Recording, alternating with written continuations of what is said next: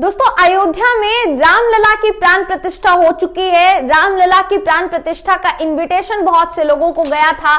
चर्चा बहुत बार हुई इस बात की कि कौन कौन जा रहा है रामलला की प्राण प्रतिष्ठा के कार्यक्रम में और कौन कौन नहीं जा रहा है।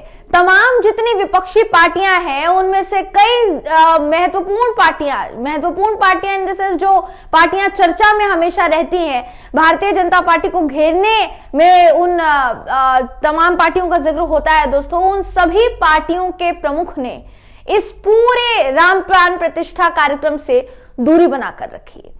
लेकिन वो क्या कर रहे थे, इस पर हो सकता है मीडिया की नजरें ना हो दोस्तों, क्योंकि मीडिया के सारे कैमरे तो ऐसा लग रहा था अयोध्या पहुंचे हुए थे। मोदी जी क्या कर रहे हैं, मिनट मिनट पर उनकी क्या क्या प्रतिक्रिया है, क्या खा रहे हैं, कहां बैठ रहे हैं, किससे बात कर रहे हैं, किससे मिल रहे हैं, पल पल की जो कवरेज है, भव्य कवरेज, दिव्य कवरेज, अखंड कवरेज जिसको कहा जाए, वो प्राण प्रतिष्ठा की हो रही थी।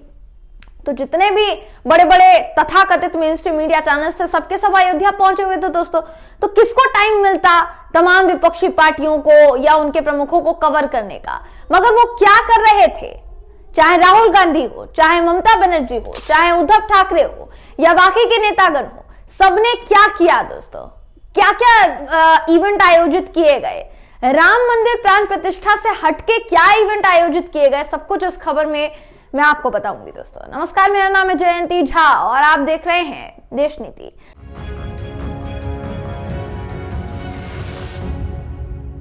देश नीति, केवल सच्ची और पक्की खबरें।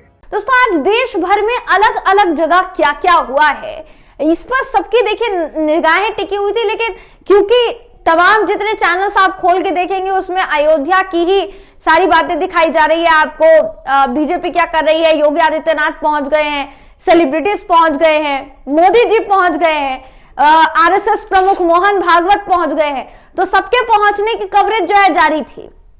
जितने भी विपक्षी दल के नेता हैं वो क्या कर रहे हैं क्या नहीं, इसकी कवरेज नहीं हुई। अब जैसे उदाहरण के तौर पर आप देखिए, राहुल गांधी असम में भारत जोड़ो न्याय यात्रा के लिए पहुंचे। राहुल गांधी मंदिर जाना चाहते थे शंकर भगवान की, उनको बाहर ही रोक दिया गया, उनको अंदर नहीं जाने दिया गया। किसी भी बड़े मीडिया चैनल ने दोस्तों ये कवर नहीं किया। दूसरी तरफ ममता बनर्जी एक अलग रैली निकाल रही थी, उसको किसी ने ज्यादा कवरेज, किसी ने ज्यादा महत्ता नहीं दी। दूसरी तरफ अरविंद केजरीवाल ने भी ऐसे ही कुछ शोभा यात्रा का आयोजन किया, उसको ज्यादा किसी ने तवज्जो नहीं दी। उद्धव ठाकरे भी राम मंदिर गए थे, नासिक में राम जी का जिनको कर्मभूमि कहा जाता है, वहां वो पूजा पाठ के लिए गए थे। उन्होंने बकायदा राष्ट्रपति द्रौपदी मुर्मू को उसमें इनवाइट भी किया था दोस्तों, उस पर किसी ने कवरेज नहीं की। तो जाहिर सी बात है कि जितने भी विपक्षी नेतागण थे उन्होंने जो जो किया है दोस्तों वो मीडिया की नजरों से दूर रहा, या हो सकता है मीडिया आपको दिखाना ना चाह रहा हो, क्योंकि उन्हें यह दिखाना है शायद कि भाई भारतीय जनता पार्टी इस देश में हिंदुओं के लिए हिंदू राज या कह लीजिए राम राज लेकर आई है। पहले तो राम भगवान थे ही नहीं, अभी आए हैं जब बीजेपी लेकर आई है।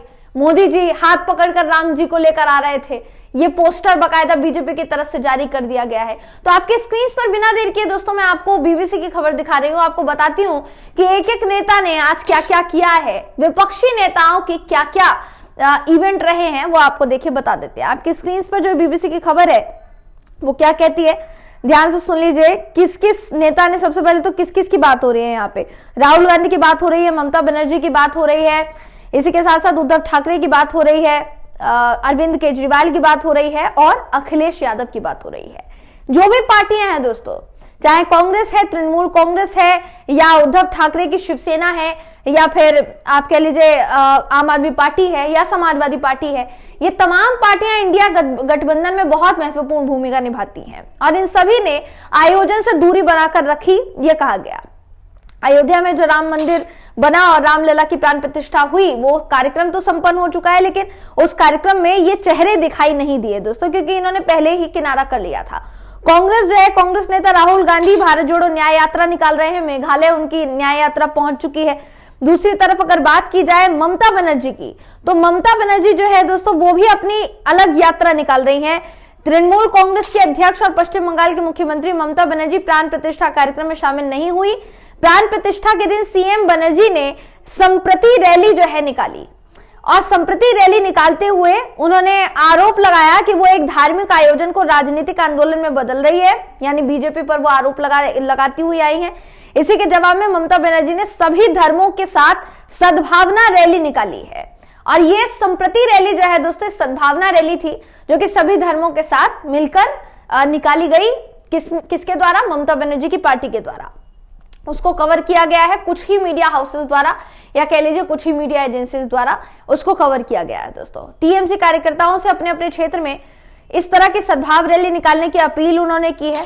इसके अलावा कोलकाता में 35 से ज्यादा रैली और होनी है, जिसके लिए शहर में सुरक्षा व्यवस्था को कड़ा किया गया है। समाचार एजेंसी पीटीआई का कहना है कि कोलकाता की सड़कों पर 4000 पुलिसकर्मी तैनात किए गए। एजेंसी का यह भी कहना है कि ये रैलियां भवानीपुर, कैमक स्ट्रीट, सियालदह, गरफा, पटुली, संकुतला पार्क और पोर्ट एरिया से होकर गुजरी।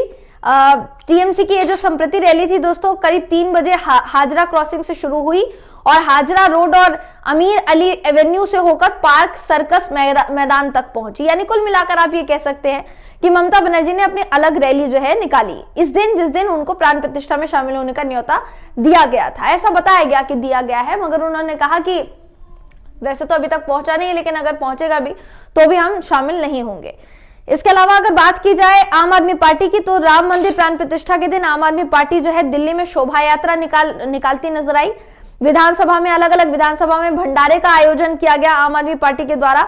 आप नेता दिलीप पांडे ने बताया कि लगभग 7 जगह पर 22 तारीख को शोभा यात्रा निकाली जा रही है और 3 विधानसभाएं ऐसी है जहां पर सुंदरकांड का पाठ किया जा रहा है। 16 से 17 विधानसभाएं ऐसी हैं जहां सुंदरकांड और आरती के बाद फल प्रसाद वितरण का कार्यक्रम रखा गया है। अरविंद केजरीवाल ने बयान दिया कि राम राज्य की अवधारणा और उनके शासन को धरती पर आदर्श शासन माना जाता है और उसी से प्रेरणा लेकर दिल्ली की सरकार काम कर रही है। हालांकि कई लोगों ने आरोप ये भी लगाया है कि भाई भारतीय जनता पार्टी भी तो यही कर रही है, यही करके राजनीति कर रही है और आम आदमी पार्टी भी यही करके राजनीति कर रही है। अब ये आरोप कितना सही है कितना नहीं दोस्तों, इसका आकलन आप खुद कीजिए। तो ममता बनर्जी ने क्या किया है, अरविंद केजरीवाल की पार्टी आम आदमी पार्टी क्या कर रही थी और कांग्रेस क्या कर रही थी, ये हमने आपको बताया। अब बताते हैं आपको कि उद्धव ठाकरे ने क्या किया है। उद्धव ठाकरे आज क्या करती नजर आई। अयोध्या में प्राण प्रतिष्ठा के बीच शिवसेना यूबीटी यानी उद्धव ठाकरे की जो शिवसेना है दोस्तों, उसके प्रमुख और महाराष्ट्र के पूर्व मुख्यमंत्री उद्धव ठाकरे जो है नासिक पहुंचे थे। उन्होंने रामचंद्र की कर्मभूमि माने जाने वाले नासिक के रामकुंड पंचवटी क्षेत्र में धार्मिक आयोजन किया गया और उसमें वो शामिल हुए। कालाराम मंदिर में पूजा की उन्होंने। गोदावरी नदी के तट पर महाआरती करने वाले, जब तक मैं ये वीडियो बना रही हूं तब तक महाआरती की खबर जो है दोस्तों सामने नहीं आई है, तो वो नासिक पहुंचे थे। अखिलेश यादव का नाम सामने आया, जिसमें उन्होंने बयान दिया, मीडिया को बयान देते हुए नजर आए कि अभी तक पत्थर की मूर्ति थी लेकिन आज पूजा होने के बाद उसमें प्राण जो है वो डाल दिए जाएंगे, यानी प्राण प्रतिष्ठा जो है मूर्ति की हो जाएगी। उन्होंने ये भी कहा कि उम्मीद है कि राम के आदर्शों पर सरकार जो है वो चलेगी। बीजेपी के कई बड़े नेता भी दोस्तों इस आयोजन में शामिल नहीं हुए। सबकी निगाहें इसी पर थी कि प्रधानमंत्री मोदी जी दिख रहे हैं लेकिन राजनाथ सिंह नहीं दिख रहे हैं, अमित शाह नहीं दिख रहे हैं। इसी के साथ साथ और भी कई बड़े नेता थे। जेपी नड्डा भारतीय जनता पार्टी के राष्ट्रीय अध्यक्ष, वो नहीं दिखाई दिए। इसके अलावा अगर बात की जाए और बड़े नेताओं की, तो पीयूष गोयल नजर नहीं आए, उद्योग मंत्री हैं हमारे, वो कहां थे। तो ये अलग अलग मंदिरों में दोस्तों आयोजन किए गए थे जिसमें शामिल हुए थे। बिरला मंदिर दिल्ली में अमित शाह शामिल हुए थे। सनातन धर्म मंदिर दिल्ली में राजनाथ सिंह शामिल हुए थे। दिल्ली के झंडेवालान मंदिर में जेपी नड्डा अध्यक्ष शामिल हुए थे बीजेपी। और सिद्धि विनायक मंदिर में पीयूष गोयल वाणिज्य और उद्योग मंत्री हैं, वो शामिल हुए थे। तो कुल मिलाकर ये कहा जा सकता है कि सबको अलग अलग जिम्मेदारी दे दी गई थी। मगर विपक्ष ने जो दूरी बनाई, विपक्ष ने ये भी नहीं कहा दोस्तों कि वो राम विरोधी है या वो हिंदू विरोधी है, वो ये भी नहीं कहता वो नजर आया। सबने अपने अपने हिसाब से जनता को एकजुट रखने की एक ना एक जो संदेश है वो देने की कोशिश की है। क्या ये संदेश विपक्ष की तरफ से जो दिया जा रहा है, क्या भारतीय जनता पार्टी की रणनीति के ऊपर काम आ पाएगा?